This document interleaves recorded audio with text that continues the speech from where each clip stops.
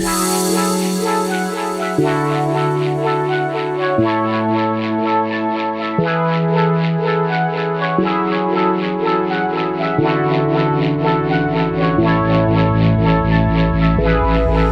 is going on, everybody? Back with another video in the Model 3. In today's video, I wanted to discuss some of the things I love and hate about the Model 3. Now, keep in mind, I have only had this car for a little over a day, so this is not by any means a long-term usage review where I've had a lot of time to figure out what I really love and hate about this car.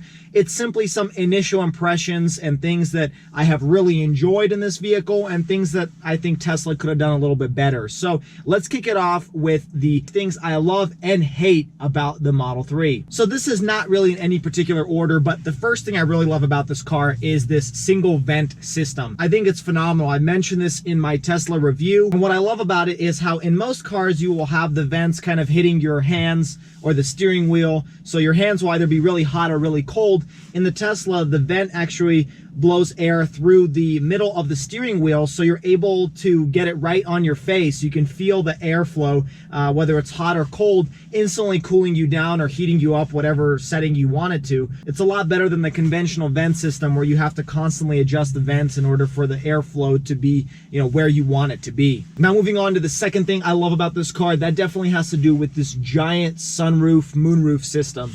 I mean, it's phenomenal. I love sitting in the back seats and being able to look up and see the stars and see the sky. I mean, typically in the smaller sports sedans, they don't really have panoramic roofs. And when they do, they're typically already covered up by the back seats. You can kind of have a forward view, but you typically can't really look up into the sky and see the clouds and see the stars. Whereas in this car, the way it's designed from the rear trunk all the way over the rear seats, you have that view if you look up into the air, and it's just stunning. I think it looks beautiful. And like I had mentioned in my review, it's not super bright because this sunroof, moonroof is tinted, so you're not getting a ton of sunlight into the car, but at the same time, you're still able to see everything you want to see. So very good design on Tesla's part, and one of the things I love about this car. Moving on to number 3, I really love the interior quality of this vehicle. I know there have been a lot of complaints on the fit and finish of this vehicle, but I have no complaints. I mean, honestly, this car has better soft touch materials than a lot of other competitors. Everything from the bottom of this door panel is soft touch, to where my leg is touching this center arm console, that's soft touch, to even this like rubbery material on the dash, that's also soft touch material, which is surprising because there's really no scratchy hard plastic anywhere. There's one little panel underneath this center arm console that is, but you're never going to touch that. And then everything else is pretty much soft touch material or carpeting. You've even got Alcantara suede over here. And let's not even get me started about the seats, because they are extremely soft and comfortable. You can tell that the leather is very high quality and it's very soft and comfortable to sit in. So if you're going on a long road trip, this would definitely be an easy car to drive in. Now, another thing I love about this car has to do with the heated seat option on this vehicle. The heated seats work amazingly well, much better than my Dodge Challenger, like I had mentioned in previous videos. It works instant. I mean, within 30 seconds, you feel your butt being warmed up. It also has it on the back of the seat as well, so that's nice for your lower back. There are 3 different settings, so you can adjust the level of heat. So there's a lot of different configuration with that, but nonetheless, really good job on Tesla's part for this heated seat function, because it works amazingly well. Now, the next thing I love about this car has to do with the acceleration. Woo! Wow. I mean, it is instant and it's stunning. This vehicle has a 0 to 60 of around 4.5 seconds. I think you can even get it quicker than that if you're under the right settings, but it is amazingly quick, and I don't think you need anything quicker than this. You even forget how fast you're going because of how quiet this car is, and there's no gear changes, there's no RPMs. I mean, it's just simply acceleration, and that's it. We're going to do another quick acceleration onto the freeway here. Whoa! That is crazy. It's crazy. I can never get tired of that. That's amazing. Now, once we get to highway speeds, the next thing I love about this car is, of course, the autopilot feature. To activate it, you simply push down on the stalk twice, and it is in autopilot mode. Now, it's gonna ask you to keep your hands on the wheel at all times, but you know, naturally you can let go and it will steer the car in whatever direction you want it to. If you do want to change lanes, you simply turn on the blinker for whatever lane you want to turn in, and the car will turn into that lane and then kind of center itself in the new lane that you're in. A really cool feature, and I think it's amazing that we have this level of autonomous driving in vehicles of 2018. I mean, it's crazy. It just shows how technology has advanced in the past 5 or 10 years. It's just phenomenal.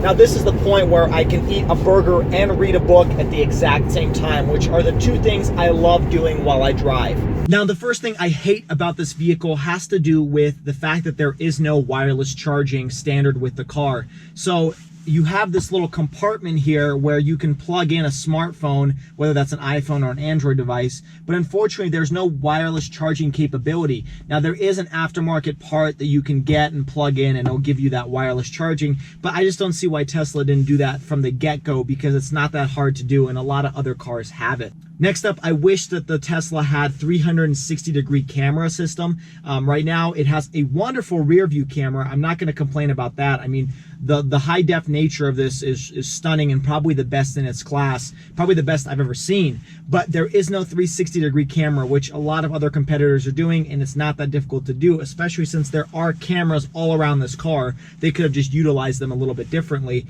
In addition, I don't see a blind spot monitoring system. I know that it does have it, because I can turn on the blinker and the car will merge into a different lane, which is still stunning to me.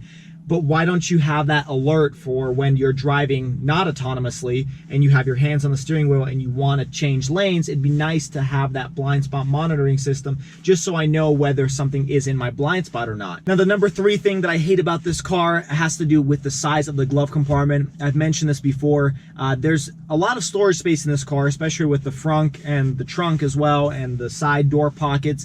But I just wish that the glove compartment was a little bit bigger and more organized. It's kind of a mess every time you open it, and there's not much that you can fit in there. I mean, the owner's manual is essentially in this center display console, but it would be nice to have some kind of storage space there where I can throw something in, and maybe even have a vent that would cool or heat up the thing that I have in there. Again, just a very small little thing, but something that Tesla could have done. Next up, I think Tesla should have thrown in a head-up display in this car. Although it's not too big of a deal to turn to the right and see what speed, or whether I'm in park or drive, that's not a huge deal, but it would be nice to have that right in front of my eyes as I'm driving down the road and not have to constantly turn to the right just to see what speed I'm going, especially since, like I had mentioned in a previous video, this car is very difficult to tell what speed you're going. Just because it's electric, there's no sound, there's no gears, you're just going fast and you don't even know it. So it would be really nice to have that head-up display just in front of you so you can tell, oh, okay, I'm going 50 miles an hour. It doesn't have to be big, it doesn't have to be complicated, just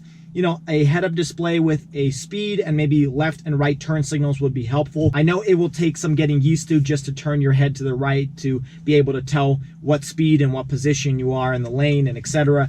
But again, it's simple technology. Heads-up display have been around for a very long time. I think that's something that Tesla could have just thrown in for keeping things easy and simple. The next thing I hate about this car has to do with, although I love the sunroof and the size of it, I wish at least the front panel would open, and even just tilting it upwards to let some air into the vehicle would be pretty nice. Now, I know that would hamper some of the aerodynamics of this vehicle, but regardless, it would be cool to have some sort of opening or something to show off this grandiose roof and have some of that exterior air flow into the vehicle, because it's kind of a shame that it doesn't open. Although it is beautiful, and again, like I said, one of the favorite things of this vehicle, I just think it would be really nice if it opened up and give you some of that sunroof feel like you have in a lot of other vehicles. And the last thing that I hate about this car has to do with the fact that they did not throw in ventilated seats and heated steering wheel. I think a lot of other cars are doing it these days, and they're really nice amenities to have, especially with a feature-packed car like this.